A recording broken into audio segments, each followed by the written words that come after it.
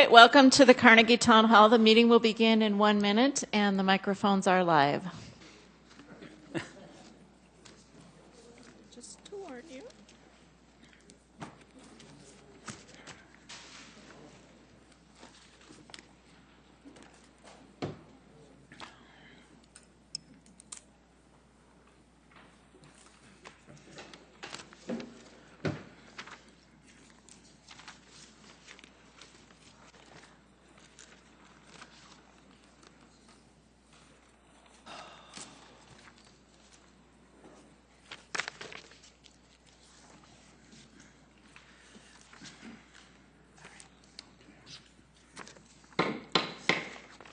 Well, good evening, everybody, and welcome to tonight's City Council meeting. It's certainly great to have everybody here tonight. This is Tuesday, June 19th, and as we do with every City Council meeting, first we're going to introduce you to the City Councilors who are present tonight. If we could have a roll call, please. Councilmember Entenmann. Here. Councilmember Erpenbach. Here. Jameson. Here. Karski. Here. Rolfing. Here. Staggers. Present. Aguilar. Here. Anderson Here. Jr. Very good. And also a very, very important part of our meeting is the invocation. Leading us in prayer tonight is Alan Green.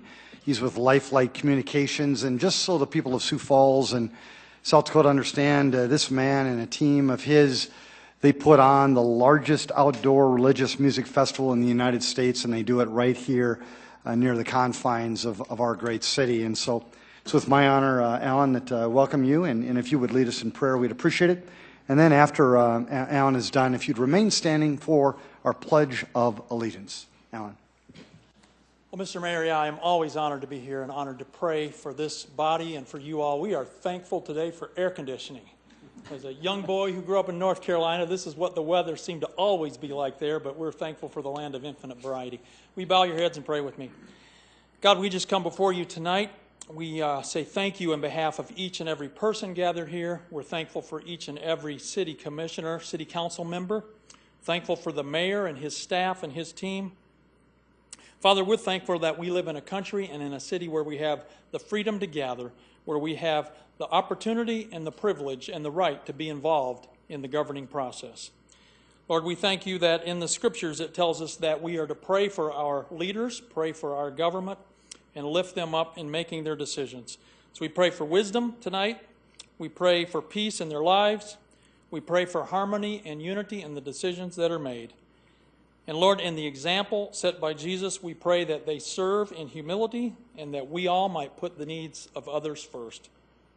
We pray for the agenda tonight specifically, that you would give them assurance and wisdom that the decisions that are made are right and just. We pray all of this in your name. In Jesus' name, amen. Amen. I pledge allegiance to the flag of the United States of America and to the republic for which it stands, one nation, under God, indivisible, with liberty and justice for all.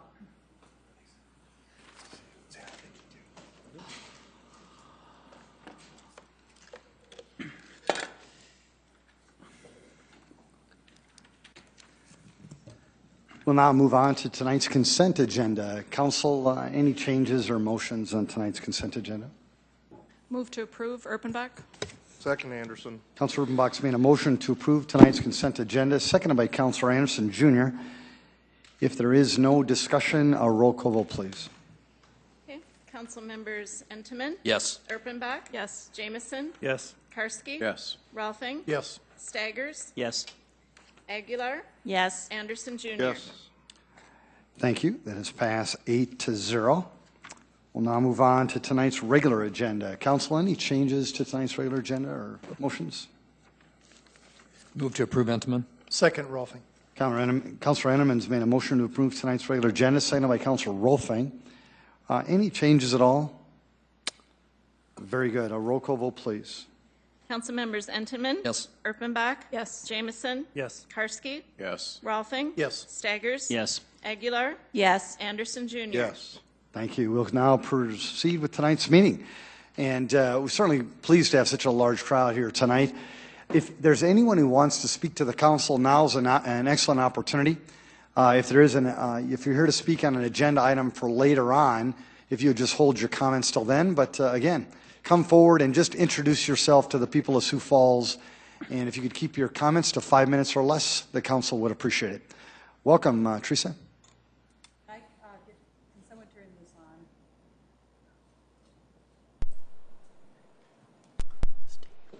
There you go.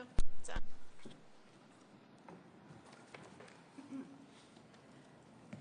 Hello, my name is Teresa Staley, and I wanted to say I am so pleased that we have in our water bills this month information about the Neighborhood Watch program. And I want to thank Mark Cotter, our Public Works Director, and Chief Barthel for helping to put this together. And then there were several council members that I know had some input into this as well. So I want to just remind the citizens to look at this. And then also, if they flip it over,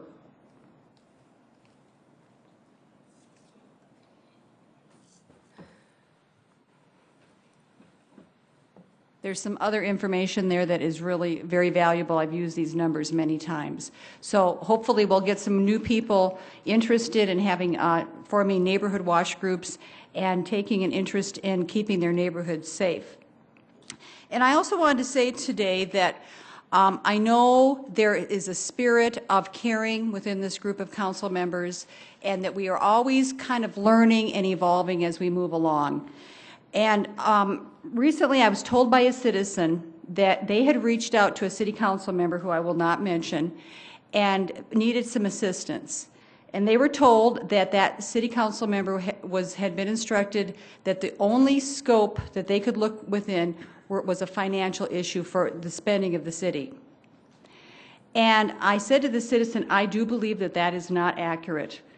And I happen to know personally Vernon Brown, Councilmember Brown, former Councilmember Bob Litz, Kenny Anderson, Michelle Erpenbach, Greg Jamieson, Dee Knudsen, and Kermit Stagers have all, in past experiences, worked to help citizens who called out to them. And I just want to say, I hope we will continue to have that spirit of connecting, because you do have a lot of input that the average citizen will not have. You have a lot of connections. You would be able to make a lot of positive, peaceful things happen for a person who is in turmoil with the city. So I just wanted to say I hope we'll continue to work towards that, and realizing that that is part of a job description. I think that we expect from you as our council members that you are advocates along with making good fiscal decisions for us. So thank you. Ms. Staley, thank you very much. Mr. Weiderman, welcome.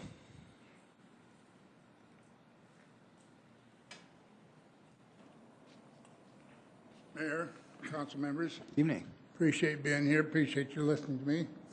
You might not like what I have to say. First, I would like the time not to start right now. I have gotten 5 phone calls anonymously telling me to keep my nose out of city business. Why, I do not know. I've talked to the police department about it. I've called my carrier, my internet carrier. I was sitting right here this evening and got a call and was told that they knew I was here and keep my goddamn mouth shut. I don't appreciate that. Right. Mr. Weiderman, I'm sorry, that's exactly what I was told. Right. Mr. Weiderman, if I could just ask you, please no swearing in the council chambers. Just I'm if you just, repeating exactly Right. what I was told, and I understand where you're coming and from. I respect there. that. Just if you could, just on the behalf of Not a problem. citizens Okay. that are watching on TV and the council, just no swearing, please. Thank you. That's the way it went. Continue, Mr. So Weiderman. now if you want to start the 5 minutes. Okay. I'm very amazed that we have a few new council members on this city council that seem to want to change everything about the city council. They changed it from Monday to Tuesday. They changed, now they want to say they only have a 2-question, council members only allowed to ask somebody 2 questions. Now, I have spent over 6 hours researching this. I've called 5 city attorneys. I talked to the city attorney of Sioux Falls. At your informal meeting, you do not need to abide by the Roberts Rule of Order. But this is a public body, official, you do need to abide by it. No member of the city council can be restricted to 2 questions unless they stray off of the original subject. They can ask a question, they can ask another question. As long as they stay on, they can ask follow-up questions. There are times you can ask a question and you don't get the clarity of an answer, and then you have a follow-up question and you can get the clarity. So I don't think I used my 5 minutes, but I think I'll let you have it. Thank you, Mr. Weinerman. Good job. Thank you. We appreciate it. Is there anybody else who wanted to speak to the council? Welcome. I had to go next, or I'm going to throw up. I'm sorry. I'm not used to public speaking. You'll do fine. You'll do fine. My name is Kim Nelson, and I Hi, was Kim. in the paper this morning. Hi. I had called in regard to the city drainage area retention pond behind our property, my house. It's an issue to me because it's in my backyard. It's probably not a concern to most people. However, and I think we kind of got off track on the article in the paper, my main concern was I'm a taxpayer. I'm a resident here in Sioux Falls, and I am required to keep my property maintained and keep it weed-free. I believe, and I'm not a politician, so I don't know the rule or the ordinance, but I believe the weeds cannot be 8 inches or higher. Right. Okay. So my confusion on this is, why does the city differ from private citizens? And I know it's a retention pond. In this specific case, and this is not like your average retention pond, this is 95% of the time dry. This is a big pile of weeds. It's the size of a football field, and it is just sitting there. The city should have to follow suit, unless there is something that specifically says that retention ponds are to be treated differently. This is purely residential. It is surrounded by houses on all ends for 10 years, at least 8 years that I have lived there. It has been residential. And this is an eyesore. It's just, and the point being, I even got off track. The point being, why is there a double standard, one for the city and one for private residences? I know people who have gotten citations for things, and I have told them not to pay because it was just silly. And this is the same thing. It should be the same. Either private citizens do it and the city does it, or nobody has to do it. And then the second point, that this is a residential. I just don't understand. If somebody could enlighten me, that would be wonderful. But and the paper kind of focused on the whole, hey, this is used as a recreational park by the people that live there. And that's not the point. We don't even use that area. It's just we do play out there. If it were wet and things were actually growing in it, it would be an absolute mess. Right now, yeah, I could probably handle it the way that it is. But by August, I just don't know, depending on how much water we get, it's going to be a big mess, and it's going to be harder to maintain. And the fact that you hired somebody to I can't remember what the article said, but you hired somebody to take care of it and manage it instead of just mow it, seems like a huge waste. This particular water purification is not an issue. There is no water there most of the time. I just drove by some that I didn't have a problem driving by. Yeah, it looked really pretty. It was natural grasses. The grass in this area has not been natural for 10 years. It's all been mowed. It looks just like my yard. So I don't understand how we can do, citizens have to do one thing and the city can do the other. And I'll stop. Thank you, Kim. Thank you. We appreciate it. Have a good night. Is there anybody else who wanted to speak to the council? Welcome.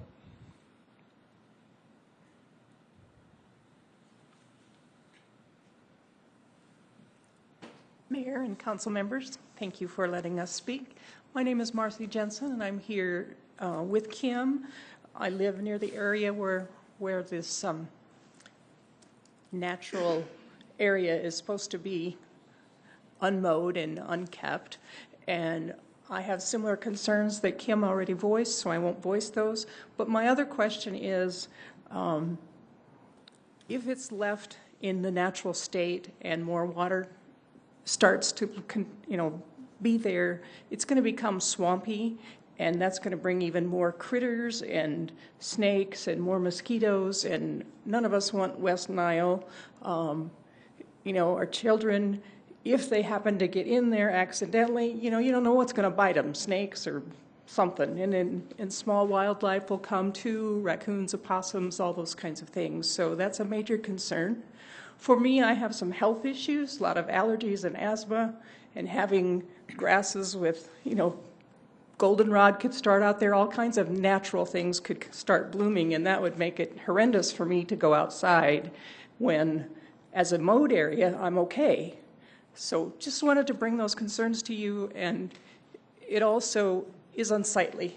It looks bad to see everything mowed all the way around it, and then here's all these weeds. And it's not native grasses. I went and looked at it today, and there's clover and weeds and foxtail, and it's not like native blue stem and those kinds of grasses at all. So I would just say I think it's a lot of weeds out there and some green grass that's been mowed before, and I would urge you to consider that section to be mowed again. Thank you. You're welcome. Thank you.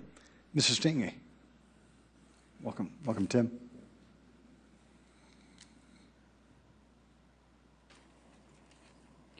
How are we doing tonight? I sat down with Mark Cotter at the 4 o'clock meeting. Tim, I'm so sorry. Would you just introduce yourself to the people? Thank you, Tim. I sat down with Mark Cotter at the 4 o'clock meeting, and they're going to work on what they're going to do coming down Cliff Avenue Hill. They realized that, yeah, it doesn't look nice, but understanding that with the salt and everything, trying to be able to get something to grow in there. So they're going to get people together and try to see what they can do. I appreciate it. And then we talked about East 10th Street. I told them, I said, keep stressing for people to work a little bit later on some of these projects. 8 o'clock isn't bad. I know people don't want to pay overtime, but it sure helps for traffic. I had a lot of calls on Sunday, on Father's Day, the bad part about it, when I'm sitting with my family, and they asked me what was going on down here.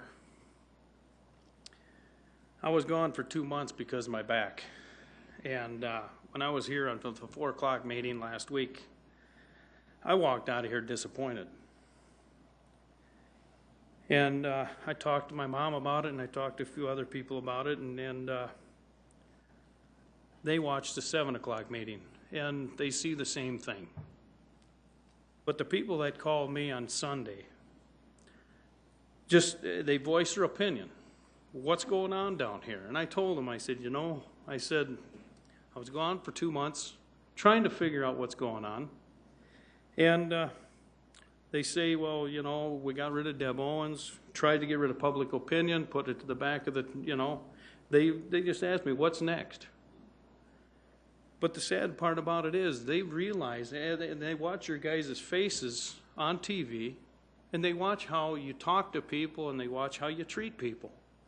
Kermit was elected by the people, majority of the people, and they realize how you're treating him.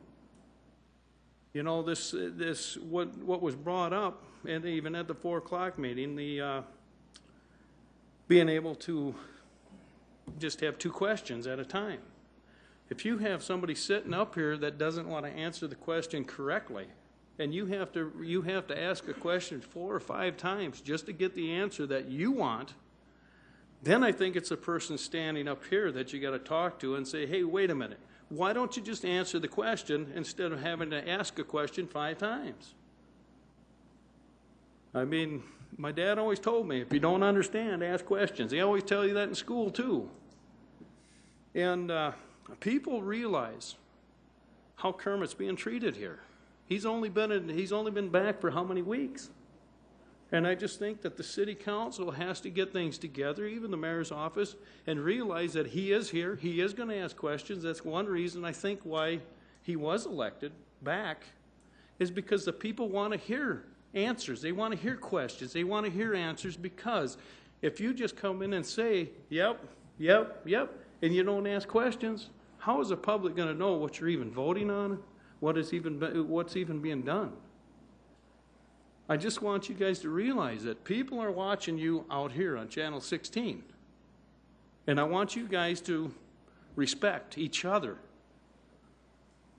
I try, but there's times when I can't. All right? Thank you, Ms. Stinga. Thank you. Folks, is there anybody else who wanted to address the council tonight before we move on? Well, very good. I know the council appreciates your comments, and you're always welcome back as well. We'll now move on to item number 24. Yes, I'm sorry, Councilor Edelman. I need to excuse myself. Very good. Thank you, sir. All right.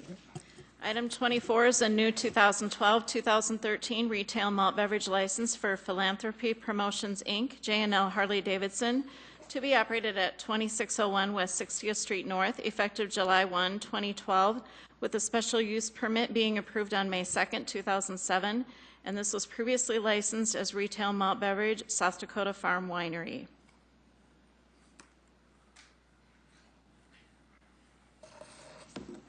Jamie, licensing specialist. This item, they were issued a retail malt beverage with South Dakota Farm Winery, and they shouldn't have been because they already had a retail wine license. So this is just to clean up the duplication. Thank you, Jamie. Council, any comments on this? Move approval. Councilor Rolfing, thank you. Second, Erpenbach. Thank you. There has been a motion and a second on item number 24. If there is no further discussion, roll call vote, please. All right, council members Erpenbach. Yes. Jamison. Yes. Karski. Yes. Rolfing. Yes. Staggers. Yes. Aguilar. Yes. Anderson Jr. Yes. That is passed 7-0. Thank you. Item 25. All right, 25 is a new 2012-2013 retail malt beverage license for Main and Main LLC, Spring Hill Suites, to be operated at 4304 West Empire Place, effective July 1, 2012, with a special use permit being approved on April 2, 2008, previously licensed as retail malt beverage, South Dakota Farm Winery. 26 is a special one-day malt beverage and one-day wine licenses for the Sioux Falls Area Humane Society to be operated at Landscape Garden Center, 7201 South Minnesota Avenue, for the Pause to Celebrate fundraiser on June 23, 2012. Item 27, special one-day wine license for Senior Citizen Services, Inc., to be operated at Active Generations, 2300 West 46th Street, for the Cocktails and Canvas art class on June 26, 2012. Item 28, special one-day malt beverage and special one-day wine licenses for the Sioux Falls Jazz and Blues Society, to be operated at Vern ID Acura, 4030 South Grange Avenue, for the Jazz and Brews fundraiser on June 28, 2012. Item 29, special one-day malt beverage and one-day wine licenses for the Home Builders Association of the Sioux Empire, to be operated at Timber Oak Estates in Addition, First Choice Development, 2601 West 90th Street, for the Associates Appreciation Night on August 1, 2012. Item 30, special one-day malt beverage and special one-day wine licenses for the Home Builders Association of the Sioux Empire, to be operated at the Home Builders Association of the Sioux Empire, 6904 South Lindcrest Place, for the general membership meetings on September 27 and November 15, 2012.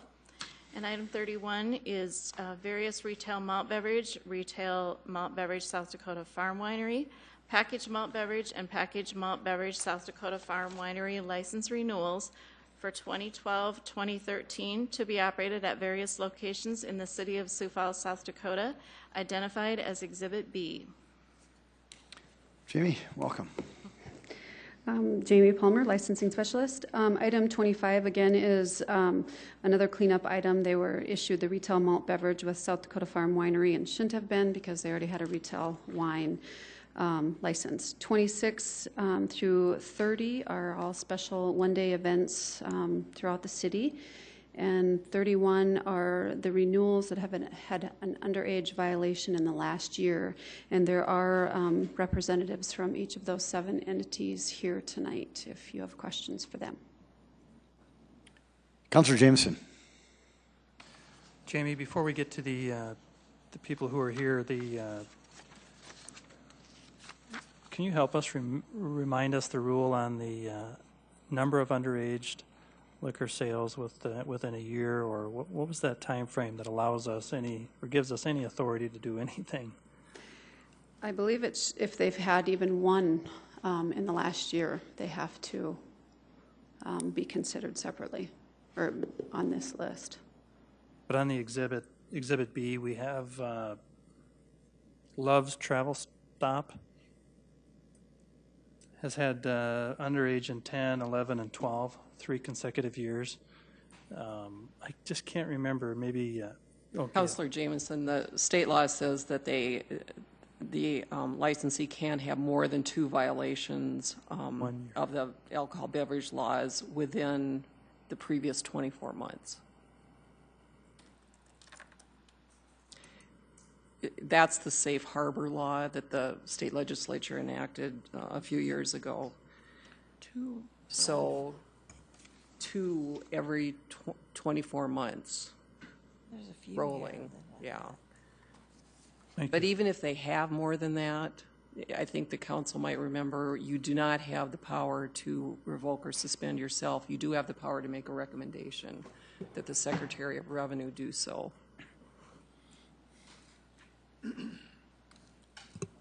Well, Council, did you want to have, sorry, Councilor Rolfing? Jamie, I don't remember if I asked you or if something I've been thinking about. Do you know how many of these businesses have conditional use permits with them? I don't have that information with me tonight, but I can get that for you and Okay. email it to you. Could I address the attorney, our city's attorney? Absolutely, Councilor Rolfing. Would there be anything in the in law that would stop us from repealing the conditional use permit I can answer. on this for a certain amount of time? Well, I think that would assume that the conditional use permit restrictions were relevant to underage sales. If there is some sort of conditional use permit condition that pertained to underage sales. And I'm doubtful, I mean, I'm not the expert on every conditional use permit that a alcohol establishment has, but there would have to be something specifically addressing that, I believe, in the permit conditions. Okay, Now, even if that was the case, I don't know if the state Department of Revenue would say that the area of what happens to an alcohol licensee for underage sales has been preempted by state statute that puts that authority in the hands of the Department of Revenue only. That's an argument they could make. Whether they would prevail, I don't know. Okay. Lori, did you want to make a comment? Yeah. I did. As the former licensing specialist for 25 plus years, the package licenses very rarely would even have a conditional use permit. It's not a standard procedure. The only time that they would require a conditional use would be if they're within 500 feet of a school. I would say maybe 5% of all of the package would even be required to go through the conditional use process. So I don't really think with these it would be an option. Retail's different. They do more often require a conditional use permit, but package, the only time is when they're within 500 feet of a school or school property. Okay. Mr. Mayor, Councilor Urbanbach. Mr. Mayor, because most of our questions are regarding item 31, I would like to move approval of items 25 through 30. Councilor Rolfing, is that okay? Very good. There has been a motion to approve items 25 through 30. Second, There's Aguilar. a second by Councilor Aguilar. We now have a motion. Are there any comments on this motion? Very good. A roll call vote, please. Okay, council members Entenmann, Yes. Erpenbach, Yes. Jamison, Yes. Karski, Yes. Rolfing, Yes. Staggers, Yes. Aguilar, Yes. Anderson Jr. Yes. Thank you. That is passed 8-0. Any other comments on item number 31? Councilor Rolfing. Yeah, we do this, twice a year or 4 times a year, whatever it is, and we struggle with a way to say something to these people other than bringing them up and talking to them. And it seems to me that we've got to come up with a way of telling people that we don't want underage sales happening in Sioux Falls. And when we have somebody 3 years in a row, and now we've got a number that are 2 years in a row, which you say is a way that the people in Pierce should be looking at this, and we know they're not. There's got to be some way we can do this, and I'm wondering if there's a way that we can we can look at it. With just an idea of mine with the CUP that, you know, maybe a 1 day or 2 day or 1 week where they weren't able to sell liquor, that would, you know, give them a little tap on the shoulder. And so that was my idea, and I just open it up to discussion. Councilor Elfing, thank you. Councilor Anderson, Jr. I can understand the frustration. We've gone through this for about 5 years now. But last year I thought that Councilman Jameson and Erfenbach actually started the process discussing this through the Municipal League. And I think that's the way we're going to have to go. I don't see any other resolution statewide that will assist us at this point in time. And I hope that we will continue our efforts through the Municipal League to get some changes at a state level to give us a little more authority. Councilor Erfenbach. Well, thank you, Councilor Anderson. I was just going to speak to that as well and remind you that all council members have been assigned to committees on the South Dakota Municipal League. The policy committees do meet the 8th and 9th of August. The proposals, the forms for proposing policies are available now on the Municipal League website and in their magazine, which we all receive in the mail. And I would encourage us, we're trying to wiggle our meetings around so that everybody can be in peer that wants to be involved with this conversation. That is the beginning of how we lobby as a group through municipalities. That is how we do it. But then I would say, with a grain of salt, that we know the lobbying on the other side of this particular issue is strong and well-funded. Very good. Yes, Councilor Henneman. That being said, I do believe, Jamie, that I would like to hear what the plans of these people are. If we could have them come up one by one, I'd appreciate it. Okay. Jamie, with that in mind, would you mind just introducing these establishments and the people here representing them tonight? Okay. I have Brian Sheffield from I-90 Fuel Services Gas Stop. Thank you. Brian?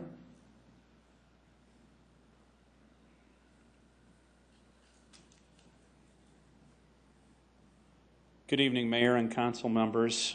I'm here this evening as the result of a disappointing situation in which one of our employees sold alcohol to a minor during a sting operation. I will keep my summary short and confirm with you that we do in fact meet or exceed all of the requirements set forth by the state and also the city as far as training programs are concerned. We in fact train all employees who are involved in the sale of alcohol or tobacco through a state-approved training program. In the past, we've used the TAM program, or Techniques of Alcohol Management. We've also used the CAST program, which is Certified Alcohol Sales Training. And recently, we've transitioned to the PSCC program, which is the Professional Server Certification Corporation.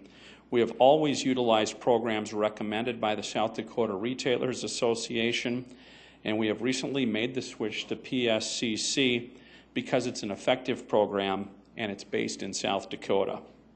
All of our employees sign agreements of understanding that indicate they fully understand carding procedures and making legal alcohol sales. That signature does not take place until after effective training is given to that employee. Our employees also receive a handbook that clearly outlines our policy in this area. Disciplinary action is taken by our company if the rules of legal sales are violated. In this case, the employee was terminated.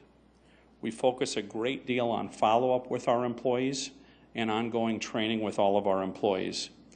As a result of this unfortunate situation, and even though we've done a thorough job of training and employing an effective alcohol sales management program, an employee sadly did not follow our program and made an illegal sale.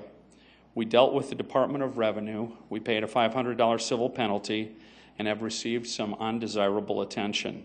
My purpose for mentioning that is only to make sure that everyone is aware of the fact that the State Department of Revenue can and does respond to these issues, in addition to the city overseeing these issues as well.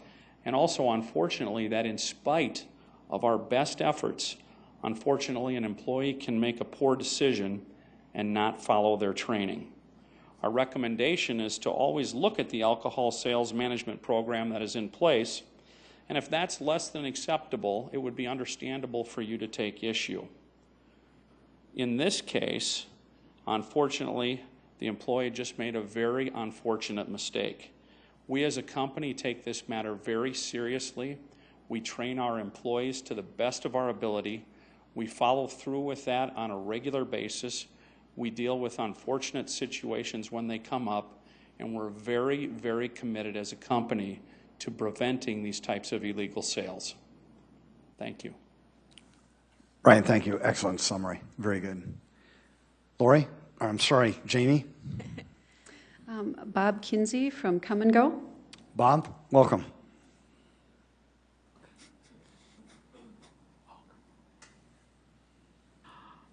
Mr. Mayor, Councilman, Come and Go, we take alcohol sales to minors very, very serious. And as you know, we goofed one time. This employee sold to a minor. We train these people from day one. There is a web-based course they must take and pass so that we know that they know the laws and what to look for when it comes to IDs, anything else when it's on the minor. And tobacco is also included in these courses. And we have point-of-sale equipment on our cash registers that says you must enter a birth date of anything you sell for cigarettes or alcohol. And we're also updating that equipment now where we can scan the licenses that have that strip on the back that will let them take the guesswork out of these sales. And I think that's very important. I think more and more stores need to probably go to those. And there's plenty of signage in all of our stores right on the till and the point of sales that says if you're born after this year before this date, no sale for alcohol or tobacco. And all the new employees as well as the owner are being retrained to look at that once in a while. And if you doubt it, figuring age, make sure you punch that into the cash registers. Don't try to guess. Everybody's math is not perfect by any means, so. And there's calendars around and everything else, so I mean, there shouldn't be any guesswork in it. And we strictly believe in the laws and regulations of the city, state, everything on alcohol and tobacco sales. And me personally, right now, I manage a store that had the violation for us. I'm going to take each person aside one by one now with manuals and everything, retraining them to make sure this does not happen again. And the young man that made the mistake, well, he of course no longer has a job. I dismissed him the day after it happened, and it was not excuses. You know, there wasn't an excuse. There is no excuse for selling to a minor. And since then, we're just going to keep updating. I'm going to keep training these people. And we have also been through things since this happened and passed them all with no problem. In fact, we just had one the 28th of last month. And so all of my people are up to date. We will abide by the laws, and we just beg that, well, we goofed once, don't punish us, all right? Thank you. Thank you, Bob. Wade Freeling for Love's Travel Stop. Wade, welcome.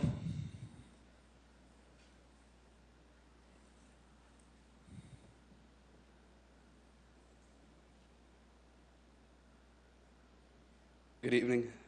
I'm Wade Freeling. I've been with Love's for 5 years. I've been the general manager at this unit for 2 months now. Go over what happened. On 12/22/11, my employee did not properly ID a customer, resulting in the violation. She did not take time to properly put in the age when presented with the ID. She hastily put in the wrong date, which led to the sale take place. Changes since that time. All cashiers were reassigned the CBT, which goes over our policy on the sale of age-restricted products. There's also been computer programming changes. There used to be a button that would allow a cashier to simply hit OK and move past that step. That's been removed. Hardware changes. We've also acquired the digital scanners, allowing you to scan the back of anybody's driver's license. Internally, we have also been more vigilant watching video of our cashiers, going over the footage with them, letting them know that we are watching and learning with them, reminding them of our company policy that we don't sell after midnight, and it is mandatory to anyone appearing at ages 27 or younger must be carded, and that we have a zero tolerance for the sale of alcoholic beverages to minors. Councilor Urbanbach? Just one specific question. This is the answer I wait for everyone. What happened to this specific employee that was the last one? And you are one of those with 3 years in a row. But this last employee, what happened to them? She was let go. Thank you. That's part of our zero tolerance policy. Thank you. Thanks, Wade. Thank you. Jamie, can I ask you to lift those after you leave then as well? Thank you. Craig Herman from Get and Go. Craig, welcome. Mayor and councilors, thank you for allowing us to come speak tonight. Unfortunately, it's not in the best of terms. We have submitted our plan for you to look at. It's, as you can see, it's quite extensive. All of our employees from day one, when they go through their initial orientation, we stress the importance of carding for age-restricted products. That's done at our corporate office with our HR director or whoever is doing the orientation. Then they are also go through the CAST training at the store level with all of our managers. I shouldn't say all, we have a couple new ones, but our managers are certified CAST trainers at the store level.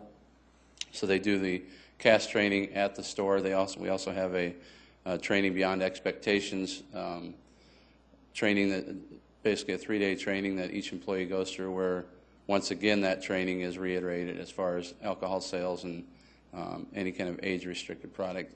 All that needs to be completed before the sales associate is allowed to sell alcohol or tobacco on their own. We conduct numerous internal stings that we send one of our employees around with a store manager. Those are done on a monthly basis. We inform the city state's attorney when we do those, and like I say, we do that with our stores in Sioux Falls and our out-of-town stores at the same time. So we take it very seriously. Unfortunately, this was a new sales associate, and he made a mistake, and we have addressed that with him. And Craig, does he still work with the company? He does. We have a policy where they are allowed one mistake, whether it's internal or a city sting.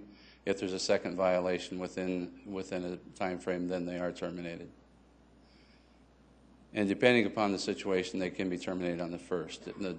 The discipline can be up to and including termination on the first offense. Councilor Anderson, Jr.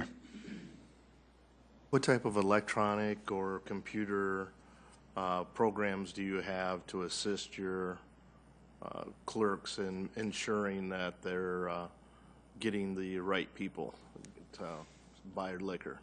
All of our registers have a function within them that whenever anything that's a age-restricted product, whether it be cigars, cigarettes, alcohol, when that sale is rang up through the register, it prompts them to enter a date. State regulations say under 27 you should card. We have signs on all of our cooler doors stating if they appear to be under 40, be prepared to show a license. That's what we train our employees under age 40. Ask for an ID. And we also go above and beyond the regulations as far as even if somebody came in with a red header and their birthday was yesterday, they may be 21 years old, but if it has a red header, we have a policy that we do not sell to them. And is there an override on that so they can just not put in any numbers, or they just put in some numbers and it will approve it? There is a default button that can be hit, yes. Okay. Thank you. You bet. Craig, thank you very much. You bet. Thank you. Deborah Nyland for Andy's Affiliated Foods. Deborah, welcome. Hi, Mayor. No. How you doing? Good. Council members. Oh, I need my glasses. On November 30th, 2011, Andy's Affiliated Foods was cited for selling alcohol to an underage customer. The clerk who sold that is no longer with Andy's. She did receive the TAM training, but she just didn't follow through. So We have always required new hires and current employees to receive in-store training about the importance of carding for alcohol and tobacco sales. All cashiers are reminded on a regular basis about this issue of selling to underage customers. CAS training is now in place at Andy's. Everyone there is CAS trained and will be. The employee that was cited had TAM training, and she was just a week out. She had expired, so we are keeping on top of that. All new hires are required to go through the CAS training and before they can even run the register. And they have to sign sorry, I've never spoken in public before. You're doing fine. They have to sign a paper stating that if they fail, they will be terminated immediately. Deborah, thank you. Thank you very much, Deborah. Casey's General Store has two separate stores. So Tammy Johnson and Leanne Hokinson. Tammy Johnson will be speaking for store 2174, and Leanne will be speaking for store 2464. Hi, Tammy. Thanks for having us. Yeah. First time I've ever been here, so if I stumble, I'm sorry. I'm an area supervisor for Casey's. I've been with the company for 20 years. We have a no tolerance policy for selling age-restricted products. I personally, in Sioux Falls, do all the cast and TAM training, and I cast and TAM train every single employee that we have. Our managers do the initial paperwork, which they go over an age-restricted policy with the employee, but before that employee can be on that register, they have to have the 3-hour course through me. My employee was CAS trained, also hers was too. You know, we have so many tools for these employees to use. We have, if they scan the product, it comes up that you have to either put in a birth date. We want them to scan the driver's license. That takes the air of entering something in wrong. If it doesn't scan, we want them to punch in the birth date. If for some odd reason our cash register is down, we have a calendar that has the date of where, you know, what it needs to be before. We just, you know, we don't tolerate it. Like I said, both our employees were fired immediately on the spot. As soon as they failed, they were done. You know, we strive to try to teach them more. You know, like I said, we have so many tools. We're kind of frustrated ourselves. We don't know how much more or what more we can do with the training process. Tammy, thank you. Leah, did you want to mention some comments? I guess we work for the same company. We've got the same rules. Tammy has trained all of my employees as well. So. Well, Tammy and Leah, thanks so much for being here tonight. We appreciate it. Jamie, any other comments? There's just one more gentleman, Dave Grevlos for Shop and Cart North. He's the Very last good. one. Welcome, Dave. Dave Grevlis, Grevco Inc. I think they saved me for last because I'm known to be a little long-winded on this subject. I'll try to keep it short tonight. Thanks, David. I was going to say I'll just stand here and address all your concerns, but my concern is some of the council members that don't seem still to think that we get the message. And I can't tell you enough that we do. I'm the owner. There's managers, there's supervisors. I've been to these a lot. I'm the owner. I've never sent a manager or a supervisor. This is my business, 40-year-old business. This particular store is the oldest 24-hour store in this city, the original 24-hour store. I care about it. My family started that business. And for you to say that they're looking for a way to take my license from me, it's really upsetting. You guys are looking for a way to fix this problem. If you want me to be on any type of committee, I'll be on it. I'm an expert. The municipal league, that's a great idea. I mean, it's a problem. There stings. We never have 100% compliance with these things. You know why? Because everybody's doing the same things. These people care. I care. We're really doing the things we say we're doing. These people, I know them. They're doing it. We're training. We're screening. We're threatening. And we're providing all the equipment. We're spending thousands of dollars. but you still have to have them follow our rules. In this instance, this gentleman, I hired him because I thought he would be not intimidated by what happens when you card someone that's 50 years old, which happens in my stores. I provided a very expensive piece of equipment. I brought it to the council last year, showed you. I have that at that store. It works. He did not use it. They had a undercover, the kid that came in was mic'd up. He was on TV. My employee was being audio taped, and I was embarrassed. I don't even know if he knew where he was that night. My machine was sitting right next to him. If he would have put that ID in there, a big red light would have showed up. He didn't even bother using it. He took a red ID, which he's been told countless times in our training, our CAS training, our TAMS training, all the training you can ever do, we do.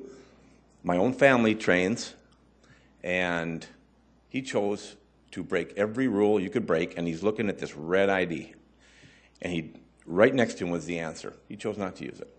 And I did a news story the next day, and my quote was, "How do you fix that?" You can't. I fired him. Absolutely. My record, two records I'm proud of. I've never had the same employee fail twice because there's no chance. They're gone. I don't care if they've been with me. I have employees been with me for 30 years. If they fail a sting, they're gone. I don't decide whether they stay. And I have stores that have never failed a sting since the sting started in the city. I'm the same guy doing all the same rules. It's the employees that are there following my rules. It's working. I will never, ever have two employees fail a sting, and I will never fail one. That's my guarantee to this council. Thank you. Thanks, Dave. Any questions for Dave? Yes, David, you got to come back. Dave. Sorry. Councilor Rolfing? I believe me, I know, and I know you, and I know you run a good shop, and I know you guys are all trying. But I wrote a little note here to myself. How many sales, and this is not you guys, it's your employees, and I know it. Because I've been in retail business when I was younger too, and you hire them, and you trust them, and you train them, and you do what you can. But how many sales did they make before they got caught? How many did they make before they got caught to the 19-year-old or to the 18-year-old? And we just don't know. And it's hard. I know it's hard. How can we do it? Somehow we got to come up with a way. To make you feel better, I'm in my stores every day. Yeah. And I see what the diligence my employees are doing, risking verbal lashings for carding someone that's 50 years old. That's my policy. And it happens every day. I'm proud of my employees 99% of the time. David, thank you. Jamie, any further comments? Very good, very good. Council, any motions or on this topic tonight? I'll take the lead and move approval. Thank you, Councilor Rolfing. Second, Karski. Thank you, Councilor Karski. There's been a motion to approve, and it has been seconded. Yes, Councilor Jameson. Yes, just for further discussion, if I could. Jamie, is it possible to remove any one of these license applicants from this list for a deferral? It is. You would just need to do that by motion. If we did that, do you have any of these on the list that are at the end of the timeline that would have their license expire? Well, all of them are up for renewal for starting July 1st, but they're good through the end of the year, from what I understand from Lori. And if I could add, they all applied prior to June 30th, so there would not be any, even if you deferred until July 24th to pick a day, they still would be able to operate because they have applied before the end of their license term. Thank you, Lori. You're welcome. Okay. I'm just trying to adapt to the situations that we have. You know, certainly we've discussed this and how we could work with the municipal league and create something. Don't look for that. Don't hold your breath. We need to keep working for it, but don't hold your breath on it. I think what we need to do is adapt to the situation, figure out what do we have under our control, what can we do? And there are a couple other things. And if I could have a representative of the police department come forward, whoever was going to discuss this with us. And I've got a question or two, if I could.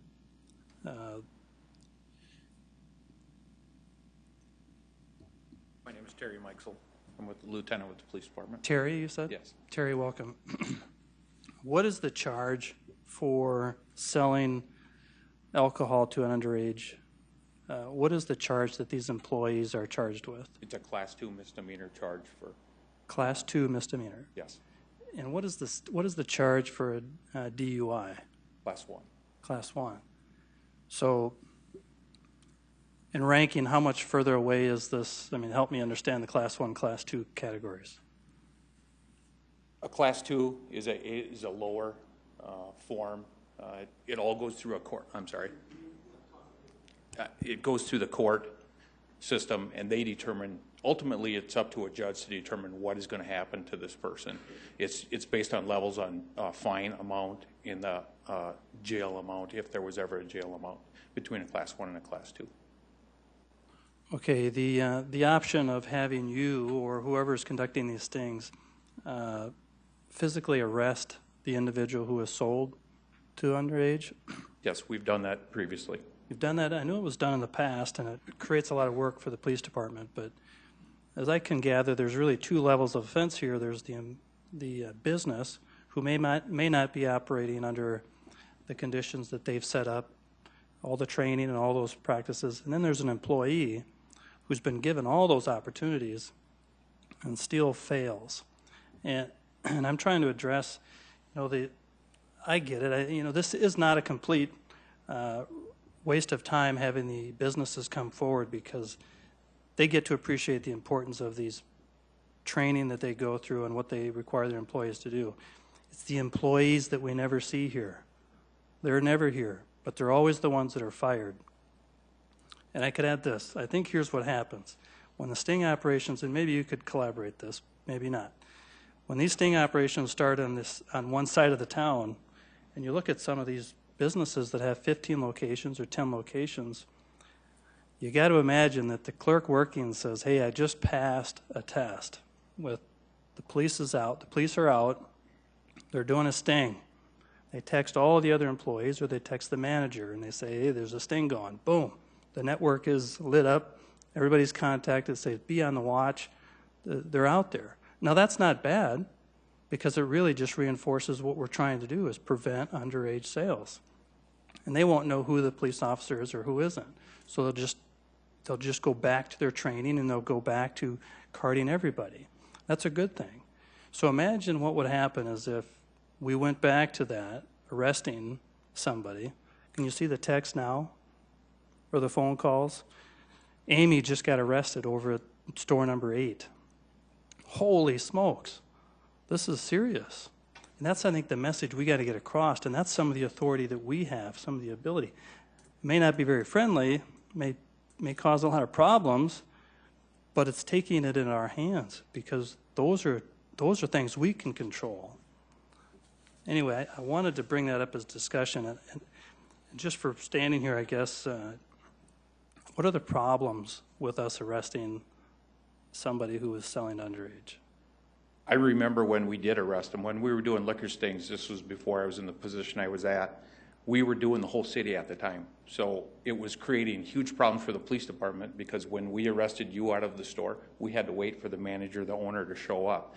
While that was going on, we still had the sting moving along, and we were tying up a lot of police officers. Now we're doing a section of the city at a time. We do a liquor sting. We don't do the whole, every store in the city. We do a section of the store. So in reality, that's that's more doable than what we used to do. We're doing a small group at a time now, so that for the police department, we could arrest them. We could stand there while the owner has to drive down, find another employee, or take over their store himself. That's an option we can do. And I would just urge us to consider that in the future.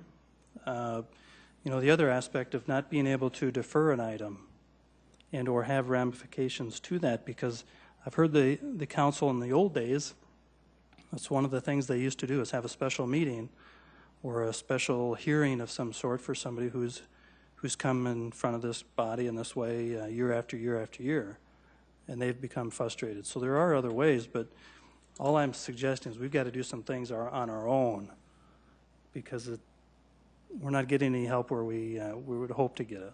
There are issues with that too, though. There are issues.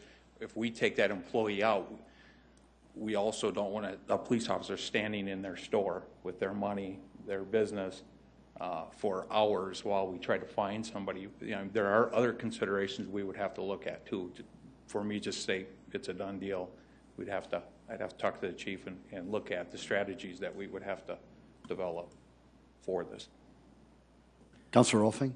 Might I suggest that we put that on the agenda for one of our working sessions? And maybe in the meantime, ask our legislative operations person to look into some of the options that could be used with that? Thank you, Councilor Rolfing. Councilor Stagers? Yes, I have a question in regard to the number of stings that you've caught employees. Is this any worse this year than it was last year, than the year before, or not? Off the top of my head, I don't know for sure. The police department, we're not out to try to catch people. We're out to just make sure that they're complying with it. As most of these people said, you know, it's their employees. With the safeguards that they do have, we would hope that they would follow the rules that are set by them and set by the state. I think it was on the agenda that it showed previous ones. I don't know the exact numbers, but I think Mr. Grebel said it. We're always going to have failures. I don't know why.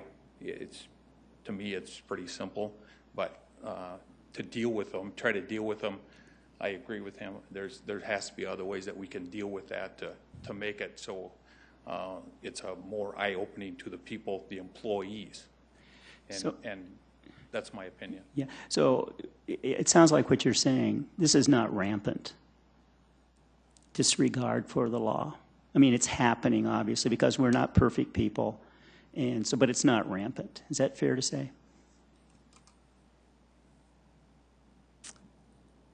One failure, in my opinion, is one too many. So I don't know if you call that rampant or not, but it's still one failure is one failure. And I loved his comment. If they sold to the random person that walked in that night, they sold, how many did they sell prior to that? Thank you. Councilor Urbanbach. I just wanted to take that one step further about the arrest issue. Council doesn't have administrative authority over staff members in that way. If it's a Class 1 or a Class 2 misdemeanor, that's an arrestable offense, correct? We just choose not to at this point? Class 2 has to happen in the presence of an officer. Class 1 is based on probable cause. Okay. So if we have an officer there with a person that goes in and purchases and watches that person. The officers witnessing the sting, the failure of the sting, they can arrest based on Class 2 misdemeanor. Our department just chooses not to at this point. That's an administrative issue. It would not, in my opinion, not be a council issue. It would be an administrative issue.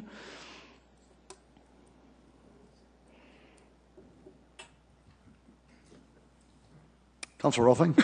I guess that wasn't what I was looking for. We can put an ordinance together or something, can't we? And there already is one. The law says that they can arrest. We can't say more than. Can't we make the ordinance stronger and say that just selling it is a class 1? No. Or do Gail, any like comments? Well, it's been a long time since I've been a prosecutor of state laws, but the council doesn't have the authority to change it. It's a state law. Okay. Yeah, you can't change it to a Class 1. Well, it was a good try. Councilor Jameson.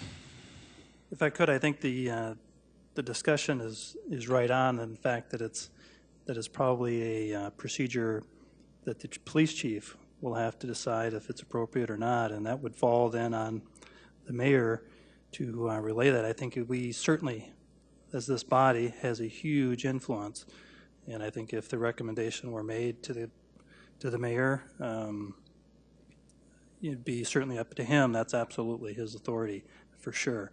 But I think our acceptance and or willingness to think that that's the right thing to do would go a long way. But somehow officially, we should probably do that some other way Yeah. to make sure that the mayor knows that that is what the full intentions of the council is. Well, very good. Yes, Councilor Olfing. So my suggestion that we do it in a working session, talk about it in a working session would probably hold. You want it in a working session? I beg your pardon. A working session or in a committee meeting? Either. Well, yeah. Well, very good, Council. I appreciate it. There has been a motion. It has been seconded. If there is no further discussion, a roll call vote, please. All right, Council members Entenmann, Yes. Erpenbach, Yes. Jamison, Yes. Karski, Yes. Rolfing, Yes. Staggers, Yes. Aguilar, Yes. Anderson Jr. Yes. That is passed 8-0. Item 32.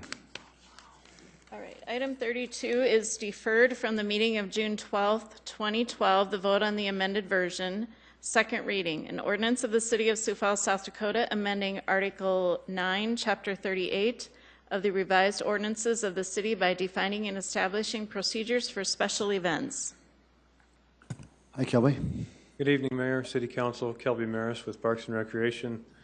We're here to answer any questions you may have regarding the special event ordinance. Folks, this is a second reading, so if there's anybody in the audience who wanted to speak to this item, please come forward. Anybody interested? Very good. Councilor Staggers. Yes, I just want to clarify the section dealing with insurance requirements. This is brand new. We've never required this before. Is that correct? No, so we require insurance of event organizers in the park system, but for events, parades, road races, things that may not happen within the park system, I don't believe we have always required the insurance certificate. Okay, because, okay, this is just for the special events. Correct. Special events would require the insurance, the event organizer to provide the city with a certificate of insurance. And also, this insurance coverage, I know you can't give an exact amount, but can you give some figures so we get a feel of how much it's going to cost these organizers to buy this insurance? Depending on the event, depending on the nature of the event, the kind of activities that happen, I've heard from event organizers that it can be between $400 and $800. Okay, thank you.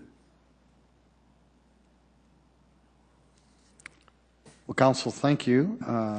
Would anybody like to make a motion on item number 32?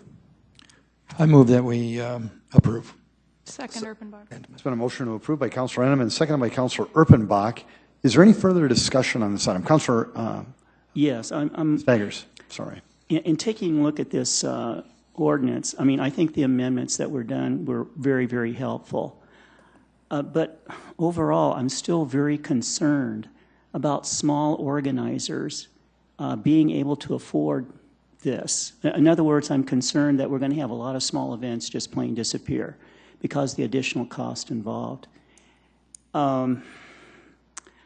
As I was looking at this the last few minutes, I was just thinking of this insurance. It seems rather bothersome for a small organization to have such. Now, once again, I'm talking about small organizations because this is who's going to be primarily hurt, not large organizations. And I just don't know what to do here with this additional insurance requirement of between $400 and $800. And then also Class 3 and Class 4, you're going to have to pay some more special events classification, pay more money. But I know for sure that maybe we ought to at least have an amendment to delete Class 3 and Class 4, the cost, because these are most likely going to be small organizations. The Class 1 and Class 2 most likely are going to be large organizations. So having said that, I'm going to move that we delete Class 3 and Class 4 from the special event classification, and that would eliminate the cost of $100 for Class 3 and the cost of $25 for Class 4. Point of order. Can I ask Councilor Staggers, can we move to approve it first and then you could move to amend it? No, because you'll have approved it and that's it. Right. So we have to do it now. Got a motion made by Councilor Enneman. You seconded. Now is the I time got for it. the I'm amendment. sorry. I apologize. Yep. So Councilor Staggers has made a motion to amend to remove, I think it was 3 and 4. Is there a second? I'll second it for the It has been seconded. argument. Councilor Staggers has, I think, explained his position. Are there any other comments on this? Councilor Enneman? Yes, I will make a comment on this. Most organizations, what they're asking for, if you are a business or an organization that has any kind of insurance at all, what the City Parks Department or any facility, whether it's a county, if you're using their parking lots, the street requires it in some cases, the Parks Department. All you have to do is list them as an additional insured onto your liability policy, and there is actually no additional cost to it. Now, you got to remember, when these events are going on, folks, what's happening, and if somebody gets hurt, okay, the promise might be made that I'm never ever going to sue anybody if I get hurt or anything like that, but things change once a situation like that does develop. And what they're looking for is deep pockets. Okay, the city is protecting themselves. If somebody gets hurt in a park at an event that we are not actually in charge of or in sponsoring, but people are using a public facility, by requiring the insurance, we're just requiring the people we as leaders have the responsibility to make sure that our taxpayers aren't paying some ridiculous charges or lawsuits. And this does happen all the time. So I'm going to encourage that we do not approve the amendment, that we go with the original motion. Councilor Rolfing? I would agree wholeheartedly with Councilman Enneman, and along with the costs that come along with the police department, the parks department, the other departments that have from participants from that are under 500, only paying $25 for that, from 500 to 2,500, only paying $100 for that kind of cost. Just the pickup alone would not even cover that cost. So I think it's very reasonable to have that fee on there. And like you said, Councilor Enneman, most of these organizations are going to have a liability policy anyway, and it's only asking the insurance company to get a certificate that names the city as a co-insurance anyway. So there really is no additional cost to them. Councilor Karski? I guess I know the history of what we require in Sioux Falls already. If you have a restaurant downtown and you want to serve on the sidewalk in front of your restaurant, we require a certificate of liability insurance to do that.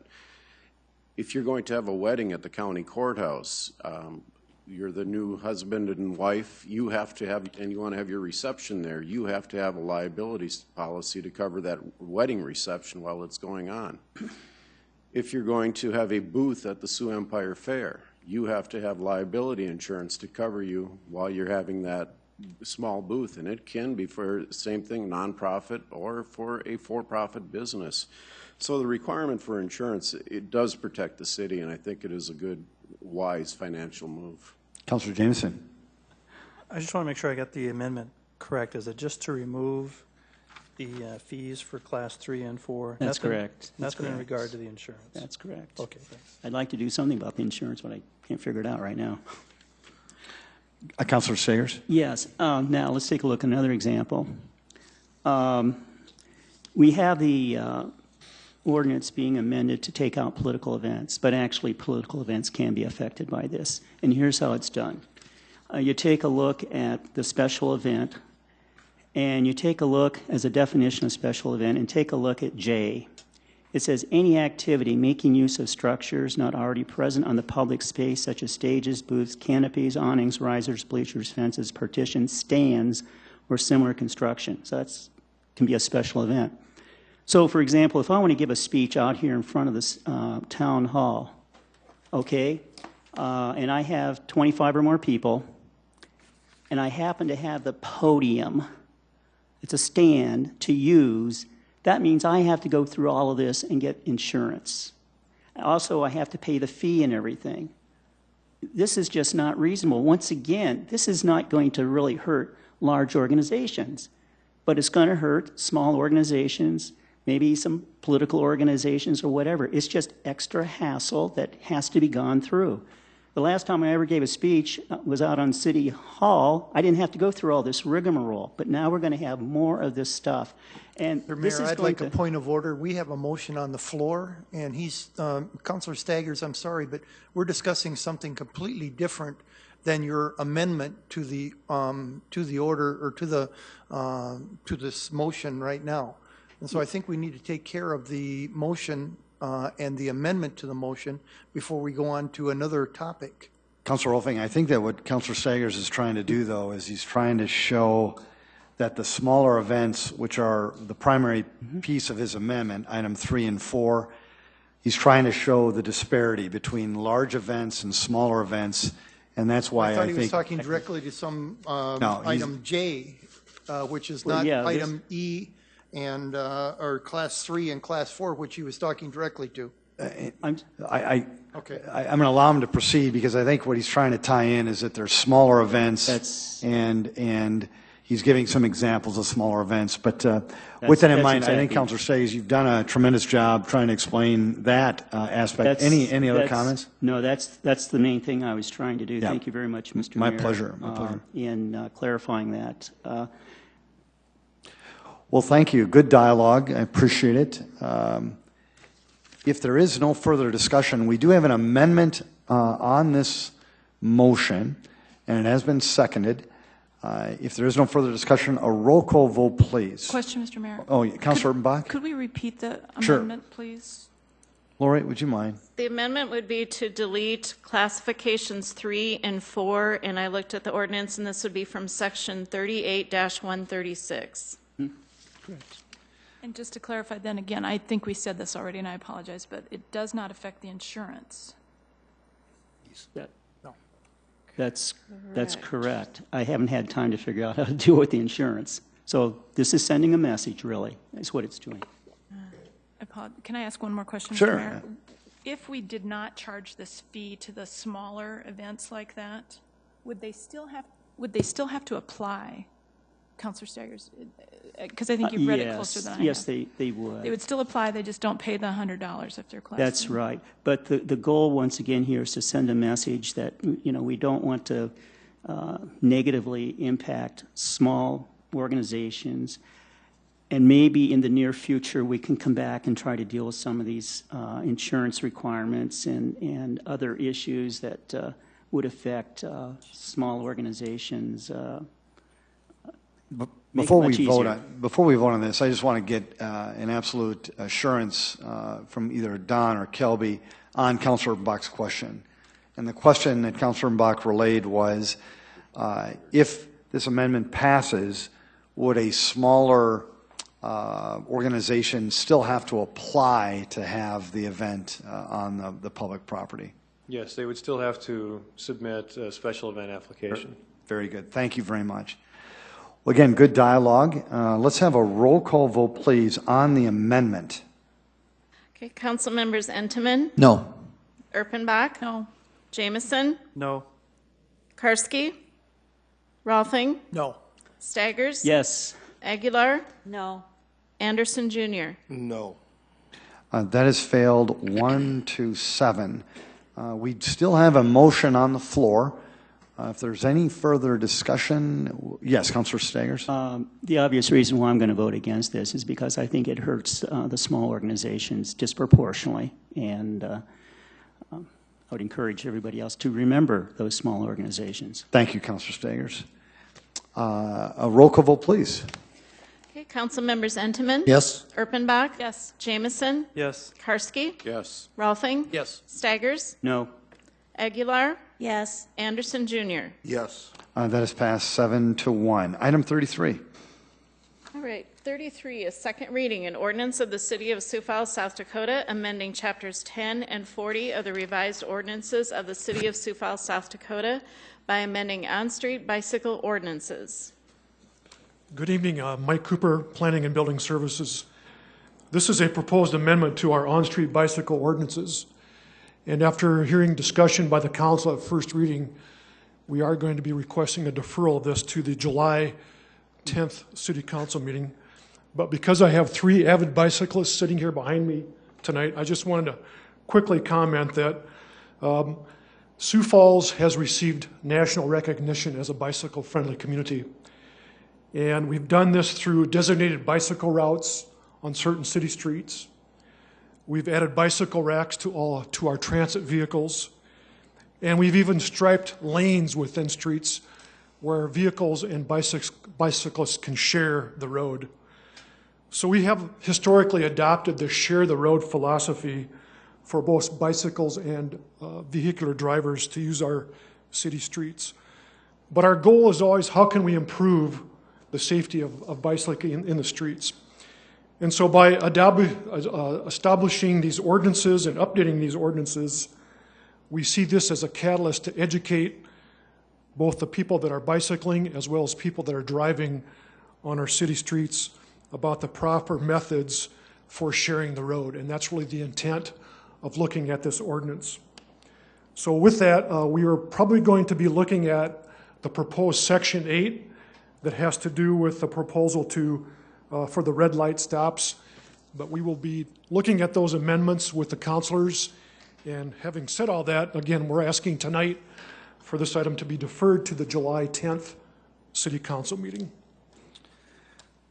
Mike, thank you. This is a second reading, and even though it sounds like there may be a chance that the council defers it, it is a second reading, and we always allow the folks in the audience an opportunity to respond or to communicate with the council. Did anybody in the audience want to speak to this item before I go to the council? Yes, welcome.